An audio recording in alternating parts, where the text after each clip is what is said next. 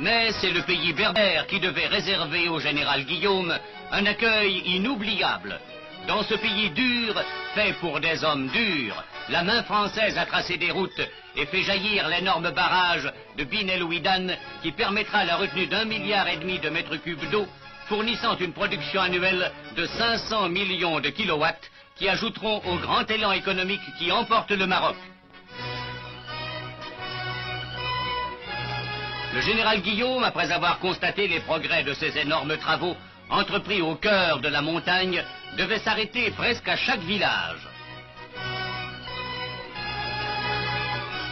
C'est que ce pays et les hommes de ce pays, le résident les connaît bien. C'est dans cette région que de 40 à 42, il entraîna les tabords clandestins qu'il devait plus tard conduire au combat et finalement à la victoire sur les routes de Tunisie, d'Italie, de France et d'Allemagne.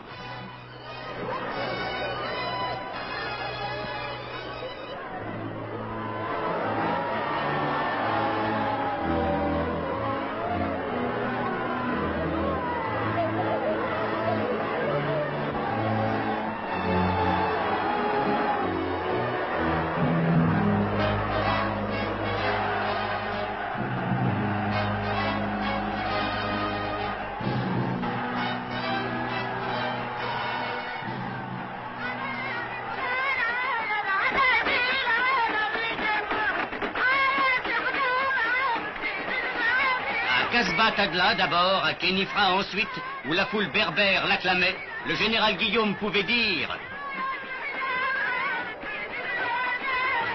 Pendant plus de 20 années, nous avons lutté contre la dissidence berbère qui, au cours des siècles, avait condamné le Maroc à l'isolement, à la faiblesse, à l'anarchie.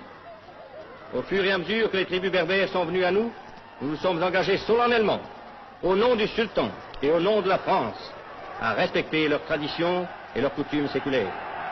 Nous avons tenu notre parole.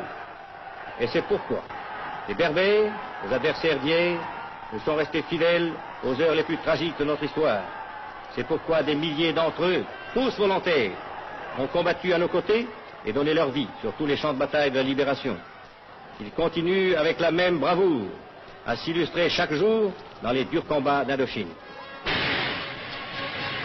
Casbah Tadla, Xiba, Beni Mellal, Khénifra, Azrou, dernières étapes éclatantes et colorées, devaient couronner ce voyage qu'on peut dire triomphal.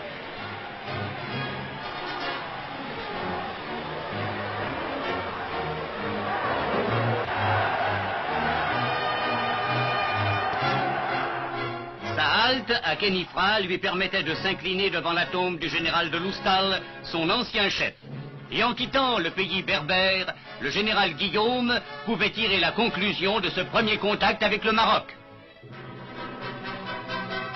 L'évolution du Maroc exige que soit poursuivie avec toute la progressivité, mais aussi avec toute la continuité et la ténacité voulues, les réformes qu'impose sa modernisation. Je me permets de compter à cette fin sur la haute compréhension que Sa Majesté chérifienne Sidi Mohammed Ben Youssef m'a jusqu'ici toujours témoigné. Quant à moi, je n'ai pas de programme personnel, je n'ai pas de politique personnelle. Je ne suis ici que le représentant de la France et je veux travailler de toute mon âme pour la grandeur du Maroc et pour la grandeur de la France.